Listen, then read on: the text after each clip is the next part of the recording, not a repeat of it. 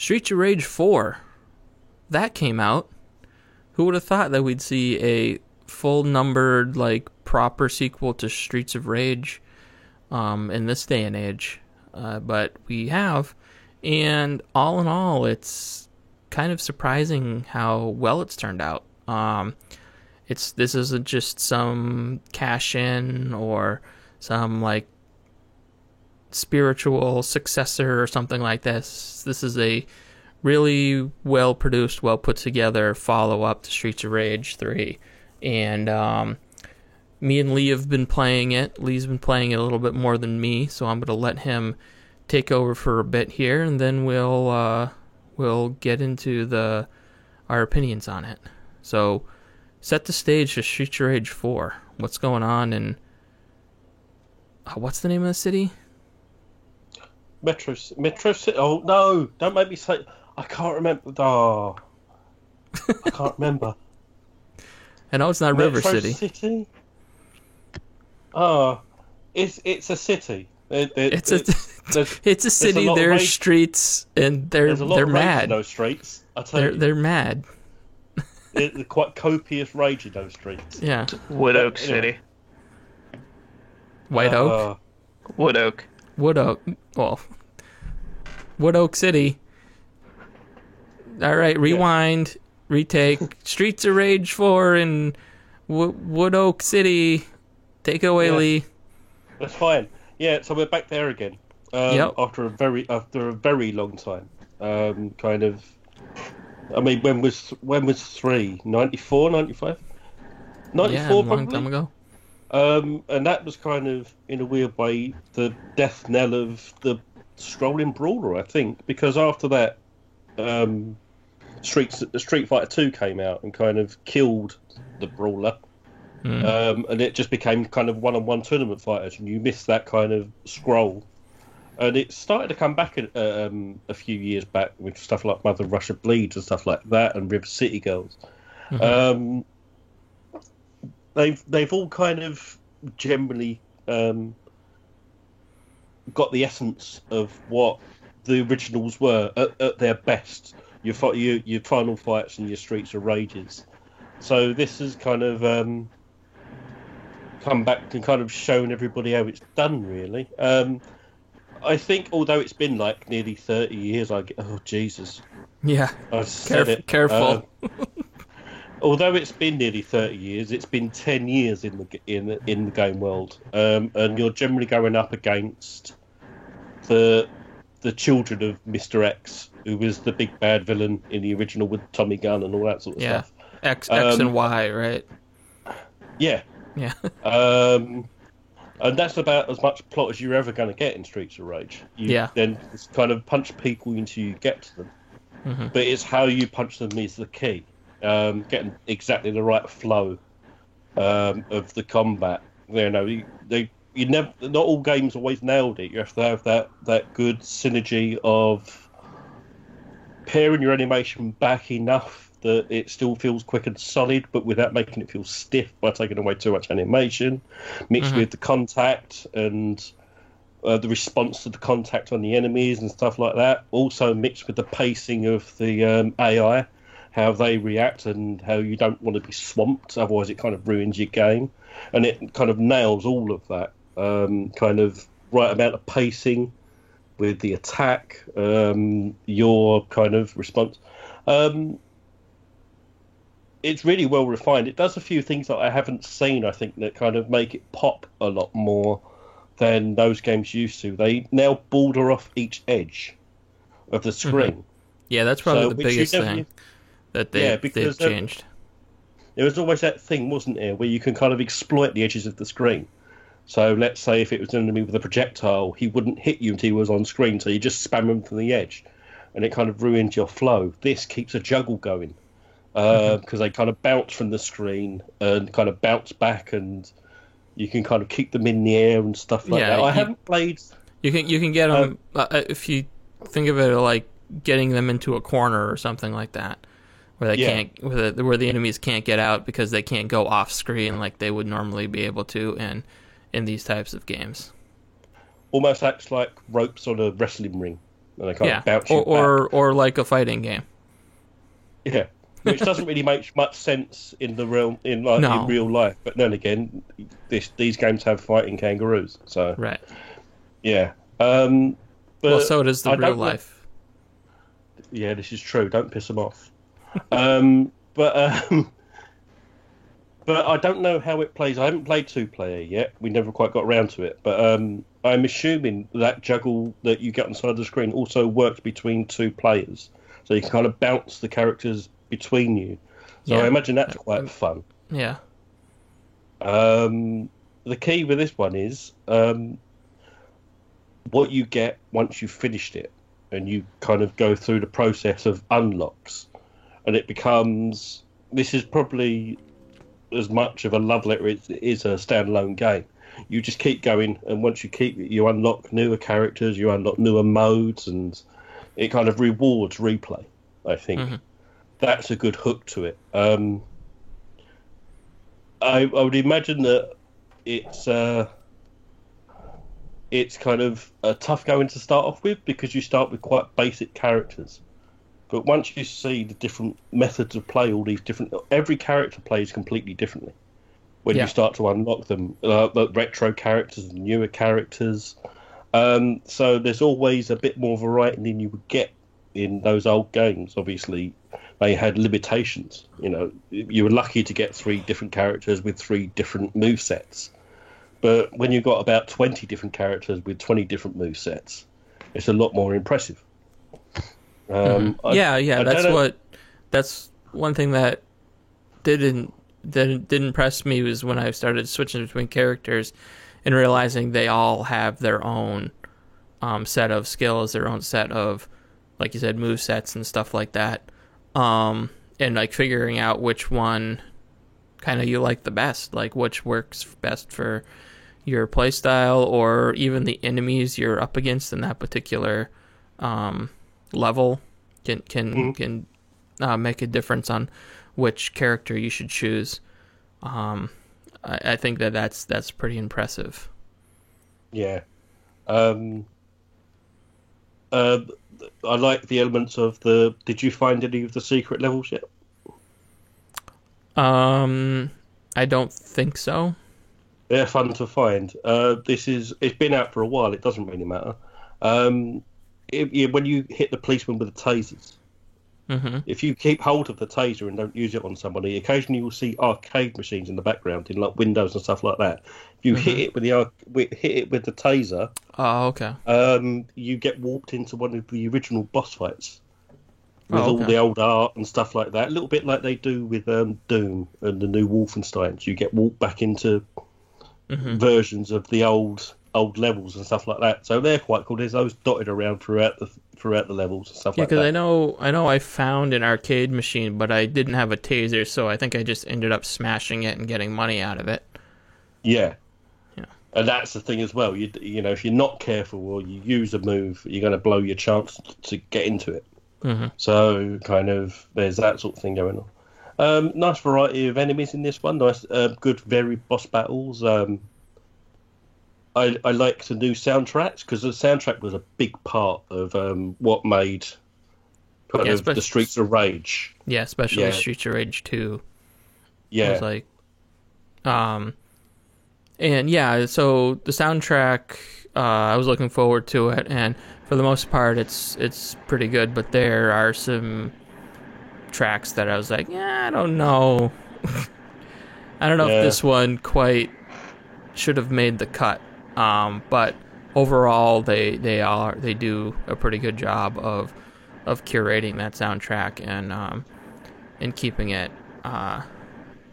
good. Did you get into the options? Because the original soundtrack is in there. You can actually play the original soundtrack. Yeah, the whole thing is in there. Well, from 2 or from all of the games? All of the games. Oh, okay. All of the games. 3 not so much. They're sensible and don't lean into 3 too much. But definitely kind of an emphasis on 2 in there. Which is what made that game work over most of the beat 'em ups at the time, is that kind of that real propulsive beat that you kind of end up kind of fighting to yourself. that they never always nailed. I really enjoy it. I also really like the art as well. It's worth pointing out the art, which is obviously a massive move away. Until you get to the point where there's characters that are pixel art because they're unlockables, but the move away from the kind of to the hand drawn type of art style, I think, really works. But I understand it's been divisive for people that kind of want that pure retro thing. I don't know how you felt about the art style. Yeah, I think the art style is pretty good. I think that, you know, it's weird because we're at this point where, you know, Sega is publishing a Streets of Rage game that looks like the indie games that are trying to copy Streets of Rage. Yeah, we're at a point there, right, where the indie revival of these older types of games, the original game holders are looking at the success of them and then wanting to, you know, cash in on them. And sometimes it works out, sometimes it doesn't. And I think in this case it works out. I think the art style looks really cool. The animation is a little weird with the type of art style, but I think it does what it needs to do within the confines of the art style they chose. Yeah, overall, I think the presentation, and I think the game is really good. Like, I think it's a really good beat 'em up brawler. Like everything feels right about it. Like, I never felt like there was any sort of like problems with input or responsiveness or stuff like that. I think, for me personally, I don't think that just like what they did here is enough for me today, for this type of game. They obviously made some changes with like the being able to bounce people up against the wall, which is a big improvement because that was always really annoying. You knock somebody out and then they come waltzing over and screw you up or something like that. Or you're just waiting for them off screen so you can move to the next screen. I would like them if they make a Streets of Rage 5, or if they if another one of these brawlers comes around and gets revisited or something like that. I would like to see, maybe, for me personally, like maybe a block or a dodge, to make it feel a little bit more like a modern version of these games. And I think on especially some of these longer levels in Streets of Rage 4, I would have really liked to have a checkpoint,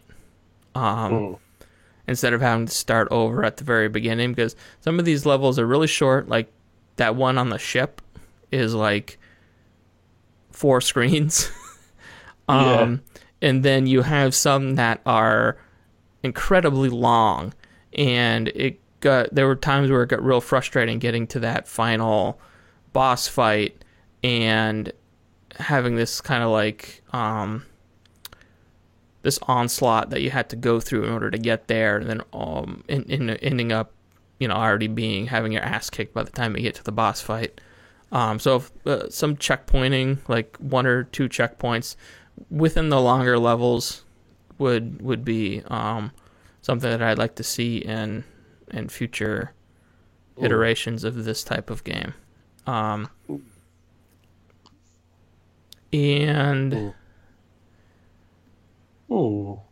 Yeah, maybe figuring out some way to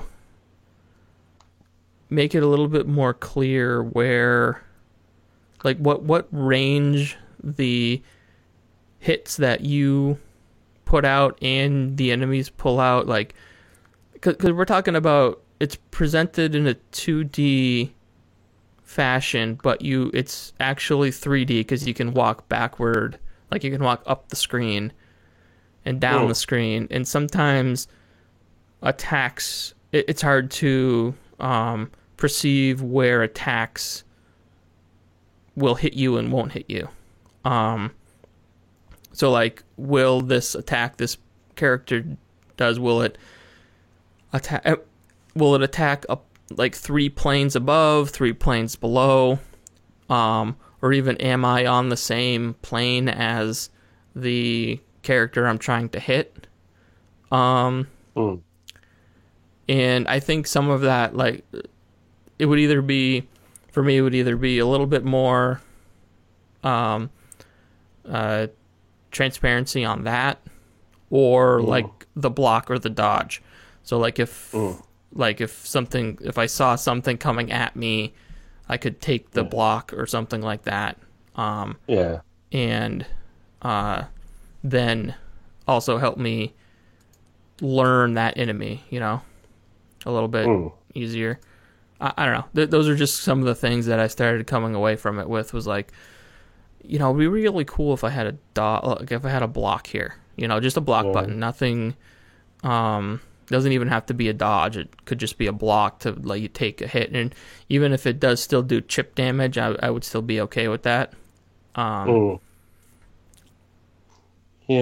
think it's one of those things where I treat it as, the more I play it, the more I learn kind of the ranges of those attacks and how I can exploit them because in this thing there's a few moves you will do with the characters that have lots of invincibility frames. So you could, once you get the grasp of your character, you know how to use those almost like as if it's a block, because it's not in a 3D environment. It's not like a Dark Souls iframe. So you kind of, I find that once you play it a lot, but it's an ask. That's a taste thing. If you're willing to sit there and go through it, or whether that's more like giving it goodwill that you learn it. That's not something you should expect from every player.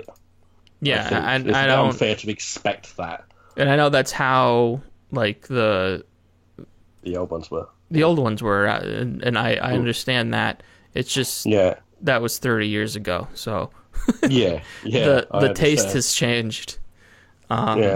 So I would like to see a version of these games that have something like that. And maybe could you imagine the howling if they removed it though? Oh my god. It would be unbearable. What? If they removed those old tactics, could you imagine the howls of derision? If you took out those kind of cheats, those workarounds, it would be awful. Oh. I can hear the screams now that you removed the old methods.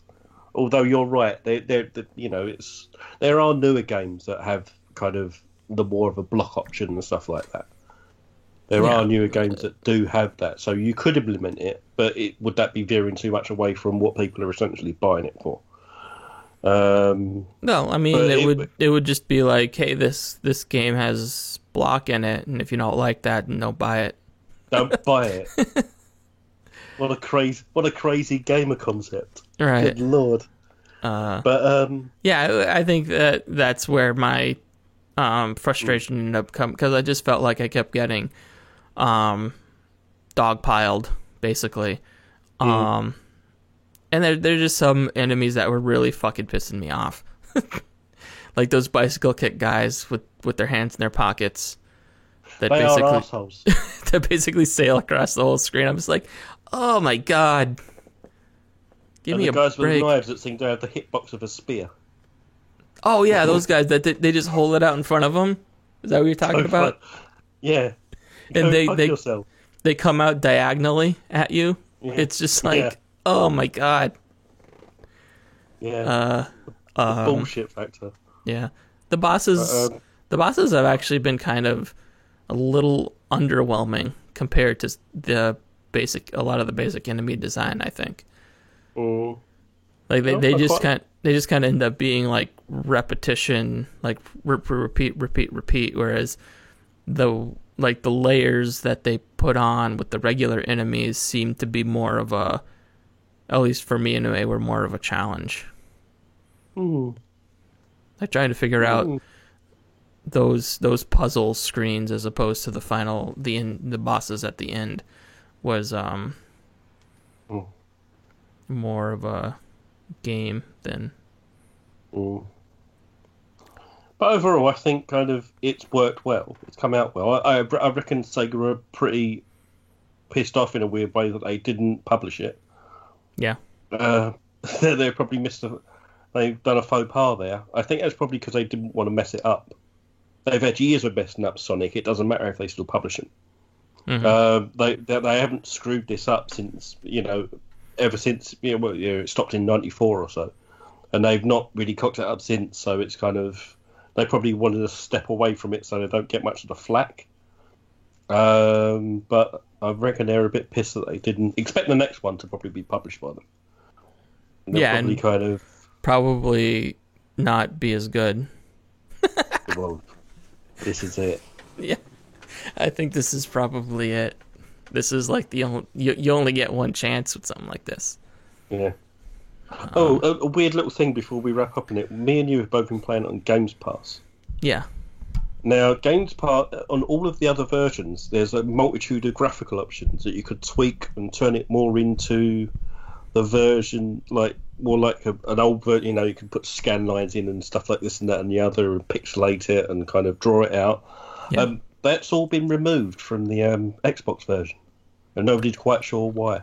Yeah, you mentioned that. All the ports have been kind of developed by different people or kind of ported by different people. And this one, they've skipped like 90% of the graphical options, which strange. Is weird.